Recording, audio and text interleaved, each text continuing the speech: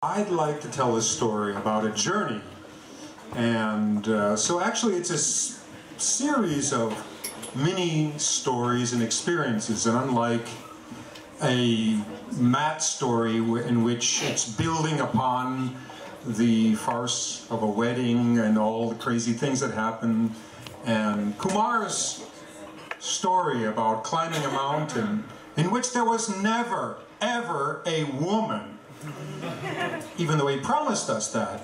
I would like to tell you a story.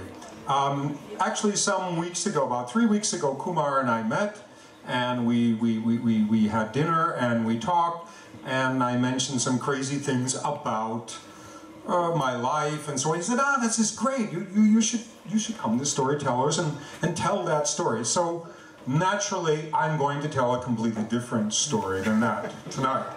So I'll have that in my pocket in case someone cancels at the last minute.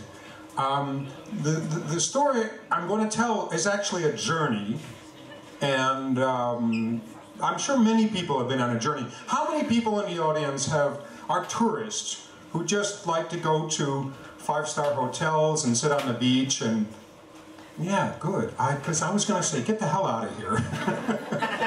And how many people are travelers? And when you go to different countries, you like to travel, you like to actually experience what it's like to live in a different country, to go where the locals go, and to actually feel and experience the life of the locals. Because that's really the way you learn about life and experience and learn. It's actually the best education you can get in your life.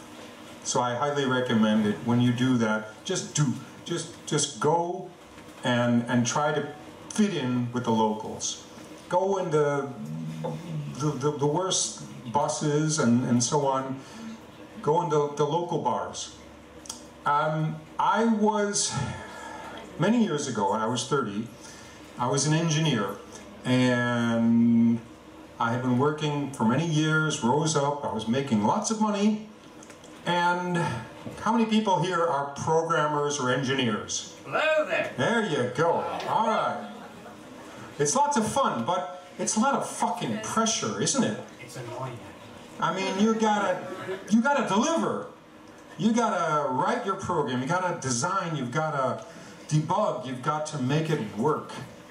It's hard. And when you have a boss who's a slave driver, which I had, it's not so fun. And I just got to the point where I couldn't stand it anymore, so I quit my job. I couldn't stand it. And I went to a store and I bought a backpack and hiking. And one of the things that really shocked me was that how the people said to me, congratulations, you quit your job, you know? You broke your golden handcuffs. That was a thing that I heard often. You broke your because I was actually making a lot of fucking money. But I wasn't happy. And why do that when you're young, when you're old, whenever, right? And so I just bought a one-way plane ticket from Chicago to Frankfurt. And it was 1989, beginning of October. Flew into Frankfurt, went to Würzburg, saw the residence. So there's a lot of glass and mirrors there, in case you haven't been. And then I went to where else would any non-German go in the beginning of October, Matt? Non-German? Any German, anybody goes to Oktoberfest. So I went, of course, to Oktoberfest. And I have a way of kind of backing into conversations. And this is 1989, October. And what the hell is going on then? Does anybody know? I mean, the older people might remember. The younger people might have been taught it. I mean, there was a lot of political dynamics going on, right? Eastern Germany and Russia and Soviet Union. And so I remember meeting a guy in Oktoberfest, and after a few masks we discussed about what was going on in Germany and so on. And I asked him, do you think that the wall will ever come down? And he was a guy about my age, 30, 35. He said, no, not in my lifetime, come on. And I said, do you think that the two Germanys will ever become united? And he said, no, are you crazy? Never. And I said to him, and I swear to God, because this is supposed to be true, I said to him in October, beginning of October 1989, I wouldn't be surprised if the two Germanys became united in the next year. And he looked at me like, you stupid American, you have no fucking clue what the hell you're talking about. But I knew, because what was going on at the time? All these East Germans were coming across through Czechoslovakia and Hungary and Austria, and they were just pouring in to Germany. And it was not sustainable. And many things happened in my journey.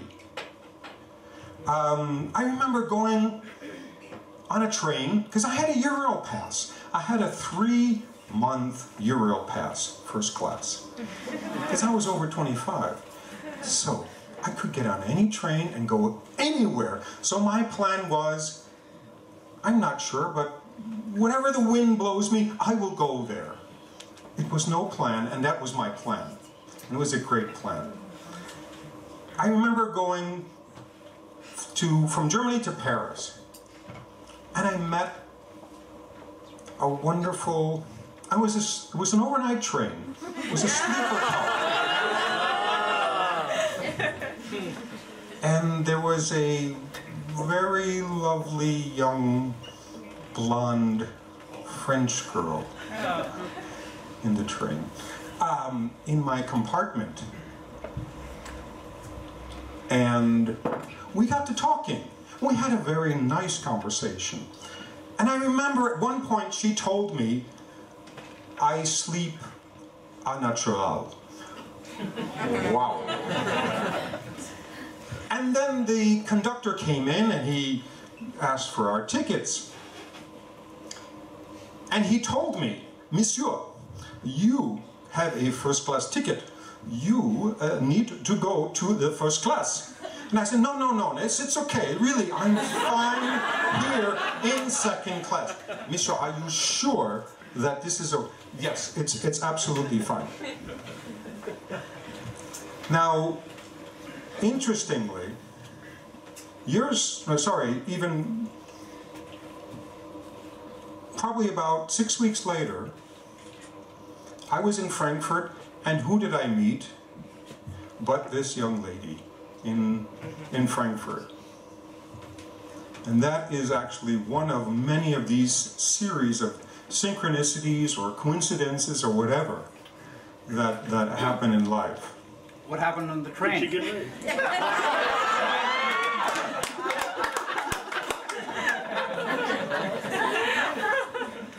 The same thing that happened in your story with the woman.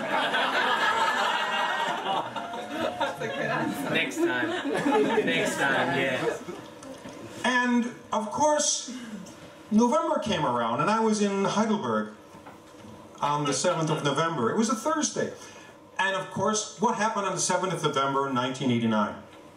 You read it about it in history books. You're that young. You mean me? Yes. Do I look like I read about it? What happened? 9th of November. 9th of November. It was Thursday.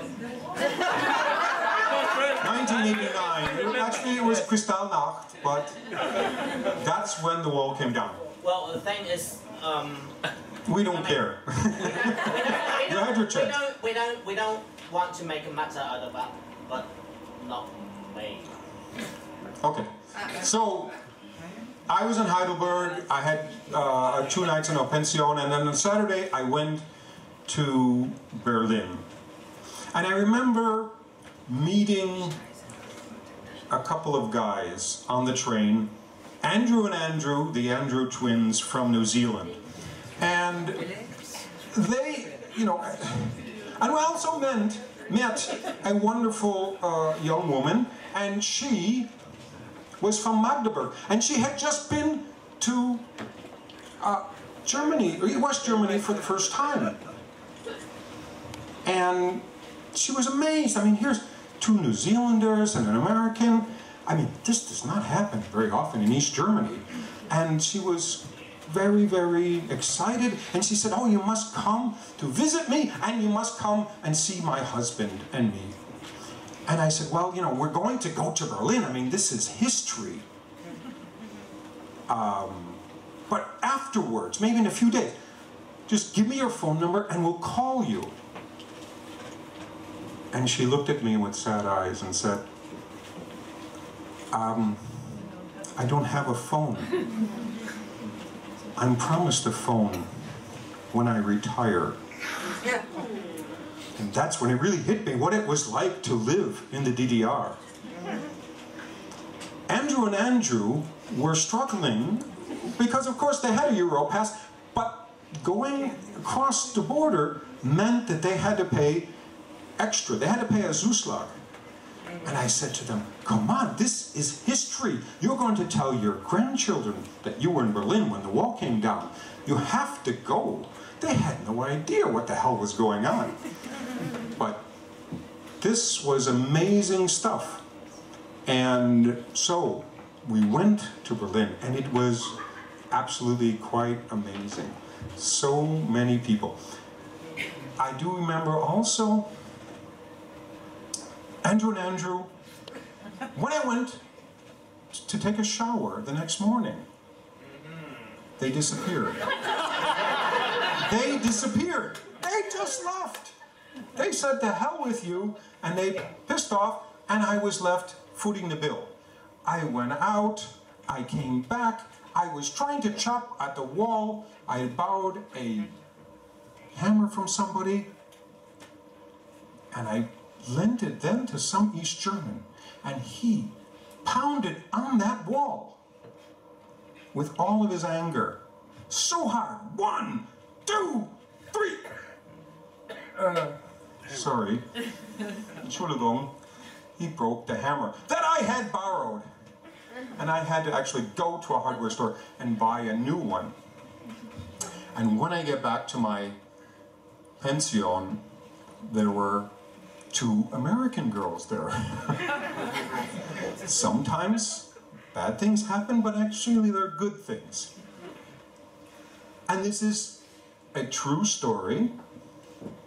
Years later, I was in Santa Barbara, and I met one of those girls. Very strange. Did you get laid?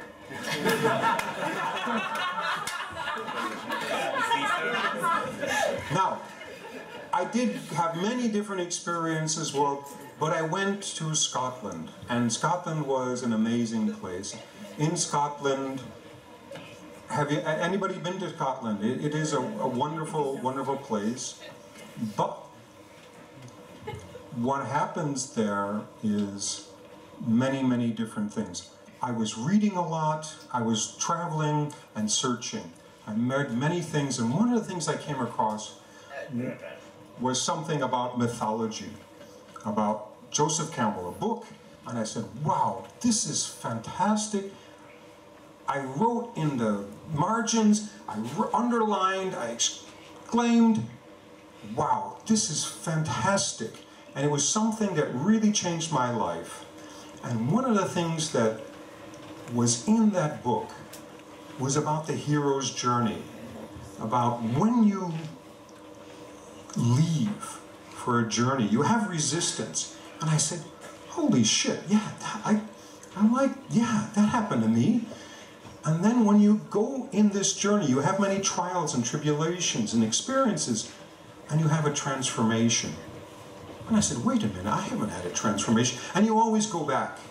But my next trip was a transformation. I went to kind of a New Age place called Findhorn, and that was an amazing place. Here I was working always at a corporate place, and that place was fantastic.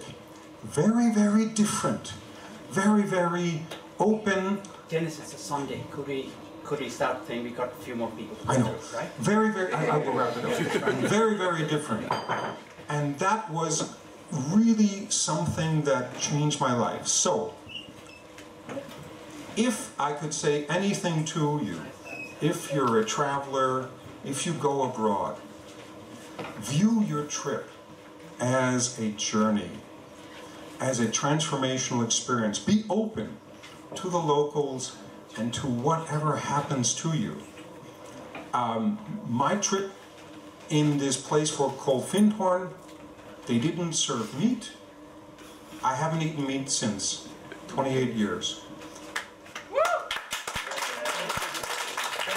And Joseph Campbell, Power of Mythology, I will give yet another installment of my talks about him, and at the end of this month I will have some flyers here if you're interested.